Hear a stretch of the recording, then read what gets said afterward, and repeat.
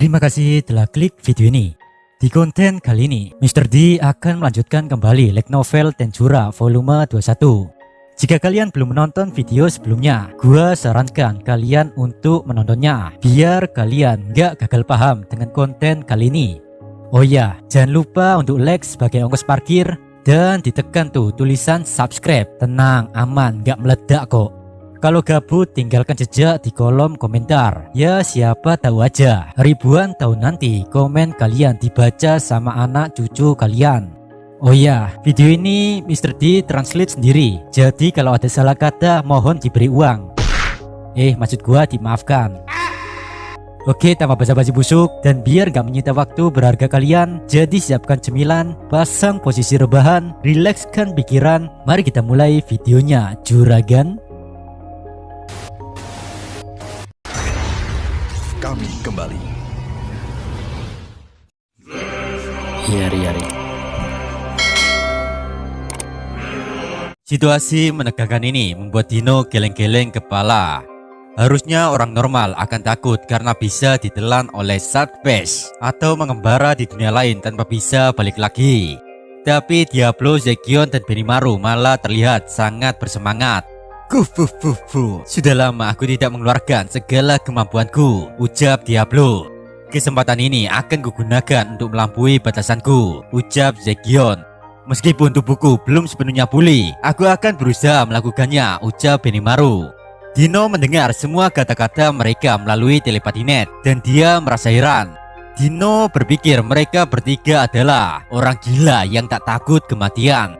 Sebelum hitungan mundur dimulai, Diablo bertanya, "Dino, kau tahu apa yang harus dilakukan bukan?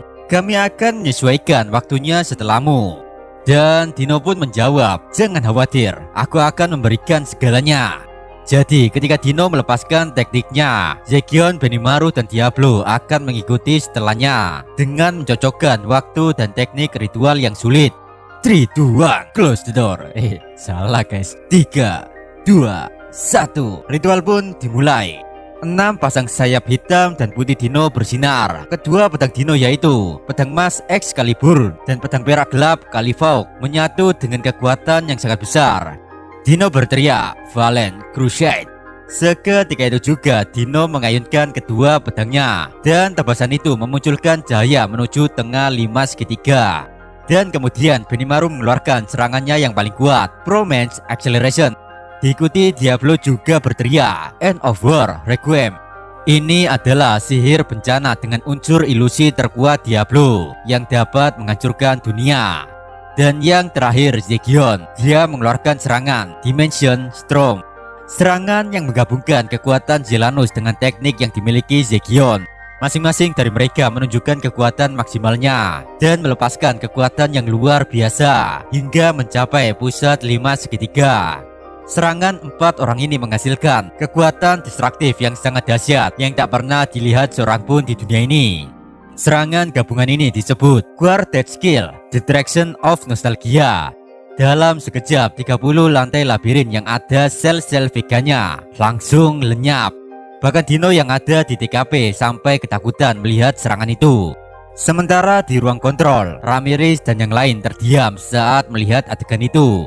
Serangan tersebut begitu menakutkan sehingga badan Ramirez nggak berhenti gemetar. Namun badai distraktif 4 orang ini tidak menunjukkan tanda-tanda mereda. Untungnya sih ini berada di Satpes. Bayangkan jika menghancurkan 30 lantai ini di dunia kardinal atau di labirin. Udahlah, auto hancur semua tuh. Bahkan mungkin banyak korban jiwa. Misi telah berhasil. Benimaru, Diablo, Zekion, dan Dino satu persatu mereka kembali ke ruang kontrol labirin. Saat berada di sana, Zekion, Benimaru, dan Diablo saling membicarakan pengalaman yang tadi dengan penuh bahagianya. Dan terlihat saat ini suasana cukup meriah.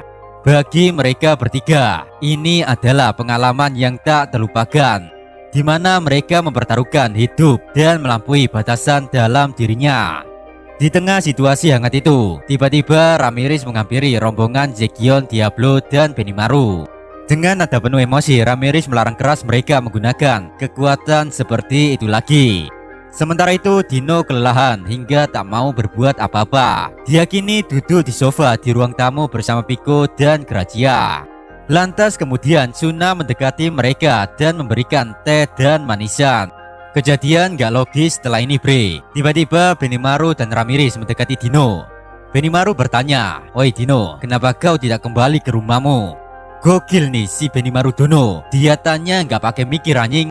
Ya gimana ya, orang para malaikat ini udah murtad dari pelukan Filwe. Ya kali mau pulang, yang ada malah digebukin oleh Papa Filwe anjing.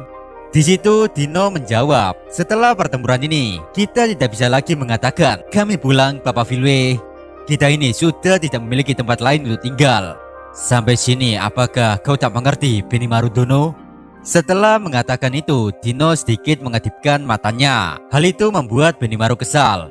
Dengan sedikit ngegas, Benimaru bertanya, "Kalian tadinya musuh bukan?" Sejenak Dino pun mengalihkan pembicaraan. Dia merayu Ramirez. Dino bertanya, "Ramirez, kita ini sudah berbaikan kan?" Ramirez pun menjawab, "Hah? Baiklah Dino-chan, kalau kau ingin bekerja denganku, aku bersedia memaafkanmu." Mendengar itu, Dino pun setuju. Mereka pun berbaikan dan sama-sama tersenyum sambil menikmati manisan. Ketika Dino lagi nyantai ngobrol bersama Ramirez, Piko dan Grazia dengan lahap memakan kue yang telah dihidangkan di depannya tanpa memperdulikan sekitarnya. Mereka berdua sangat menyukai kue tersebut. Bahkan jatah kue milik Dino hampir dimakan kedua orang itu. Dan karena hal kecil ini, terjadilah perkelahian adu bacot antara Dino, Piko, dan Grazia. Mereka bertiga merebutkan satu-satunya kue yang tersisa. Tidak ada kata persahabatan dan gak ada yang mau mengalah demi sepotong kue. Ketika melihat sikap kekanak-kanakan para malaikat ini, Benimaru menghela nafas panjang. Benimaru berkata, "Sebenarnya aku tak suka kehadiran mereka. Tapi Suna-chan, tolong persiapkan kue lagi." Mendengar itu, Suna pun tersenyum sambil menganggukkan kepalanya. Gak lama kemudian, Suna membawakan kue yang begitu banyaknya untuk Dino, Piko, dan Grazia. Dan dalam sekejap suasana menjadi damai. Para malaikat ini gak adu bacot lagi. Mereka juga memutuskan akan bergabung dengan Tempest, biar mereka selalu bisa menyantap kue-kue tersebut. Dengan arogannya Dino berkata, "Aku memang menyukai kue-kue itu, tapi aku adalah seorang Demon Lord. Maka dari itu aku memutuskan bekerja sama dengan Tempest. Yeah." Selanjutnya Piko berkata, "Kita harus mendapatkan setidaknya kue-kue ini 3 kali dalam sehari. Maka dari itu mari kita lindungi Tempest biar bisa menikmati hidangan surga ini. Yeah." Dan terakhir Grazia juga sepakat. Dia berkata, "Ya kalian benar, mari kita bekerja sama dengan Tempest." Mereka bertiga telah memutuskan tinggal di sini. Ramirez pun berencana memperkerjakan para malaikat tersebut sampai perang ini benar-benar selesai. Di satu sisi, para warga Tempest masih yakin bahwa Rimuru Sama pasti kembali. Dan hal itu membuat Dino menaruh sedikit harapan bahwa Mai juga pasti pulang. Dalam benaknya, Dino gak menyangka kalau seorang penakut seperti Mai bisa melakukan hal senekat ini. Sambil menatap langit-langit labirin, Dino bergumam, "Kumohon, kembalilah bersama kami lagi, Mai. Aku berjanji akan mentraktirmu kue lezat yang ada di Tempest." Bagi Mr. D, tindakan Mai ini terlalu barbar karena dia menteleport diri ke akhir dunia tanpa sebuah persiapan. Ya, dunia itu dimana semuanya telah hancur. Dengan kata lain, Mai sebenarnya nggak tahu tempat mana yang dia tuju. Apalagi untuk kembali juga susah. Mai nggak memiliki kekuatan yang besar. Scene berpindah dan memperlihatkan Mai. Dia melayang-layang tanpa tahu arah di ruang antar dimensi, atau sebut saja subspace. Mai telah kehilangan koordinat labirin Ramirez karena dia melompat tanpa persiapan. Jadi dengan kata lain, Mai bakal susah buat kembali. Dan entah kenapa dia menambahkan sepotong kue.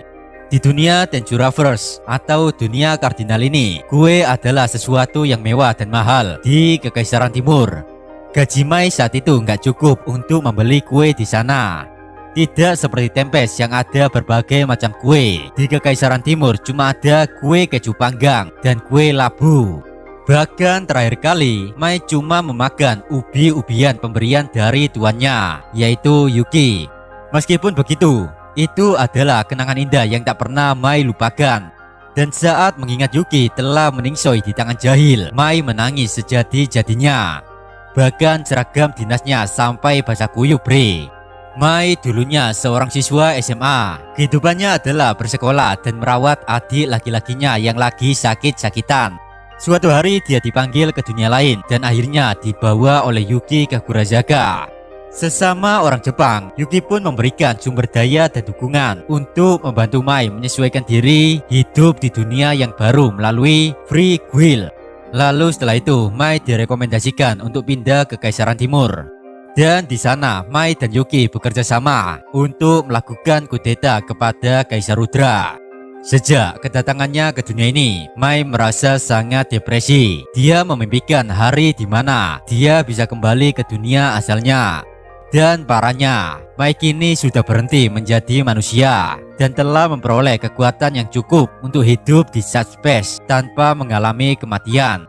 Bahkan ketika Mai telah mendapatkan ultimate skillnya, Mai menyadari tentang pahitnya kenyataan bahwa dia nggak mungkin bisa kembali ke dunia asalnya. Alasannya adalah melintasi penghalang dimensional membutuhkan energi yang sangat besar dan Mai tak sekuat itu. Selain itu, Mai juga harus mengetahui segala informasi posisi ruang dan waktu. Di sini Mai tidak merasa takut sedikitpun meskipun di sampingnya ada Vega yang tubuhnya penuh luka. Karena Mai tahu situasi seperti ini Vega nggak akan bisa menghabisinya. Di satu sisi ketika memikirkan semua angan-angannya, Mai tanpa sadar tertawa. Vega pun bertanya, "Apa yang kau tertawakan, ha?" Dan Mai menjawab, "Tidak apa-apa kok, aku hanya ingin memakan sepotong kue." Mendengar jawaban dari Mai, Vega mencoba membujuk Mai agar melarikan diri saja dari tempat ini dan tinggal membeli kue sesampai di dunia kardinal. Mai menjawab kalau dia nggak bisa melakukan itu karena keterbatasan energi. Vega sama sekali nggak mengerti ucapan Mai. Vega pun mengancam akan memakan dan mengambil skill-skillnya Mai. Dan dengan begitu Vega yakin dia pasti bisa kembali. Tapi faktanya tidak semudah itu Verguso. Gokil emang pelawak satu ini. Ultimate skillnya sendiri saja dia nggak begitu paham, apalagi ultimate skillnya Mai. Dikira habis mukbang, auto jadi pro player Google Maps anjing. Sejenak Mai diam. Dalam benaknya dia memiliki spekulasi kalau Evil Dragon Spawn yang ada di sampingnya adalah tubuh utama Vega. Mengetahui hal ini, Mai sempat ada kepikiran untuk menyegel Vega. Tapi dia mengurungkan niatnya karena Mai tahu Vega adalah lelaki yang sangat berbahaya. Dan di sini Mai menjawab, "Mengambil kekuatanku kau bilang, dasar bodoh. Kau saja tak bisa menguraikan informasi sebuah lokasi. Lantas bagaimana caramu kembali, ha? Untuk bergerak di subspace ini, seseorang perlu menghitung koordinat. Begitu pula tujuan teleportasi. Jadi, jika kau menghabisiku di sini, kau tidak akan bisa menguraikan informasi tersebut dan kau akan selamanya terjebak di tempat ini, Vega." Kami akan kembali.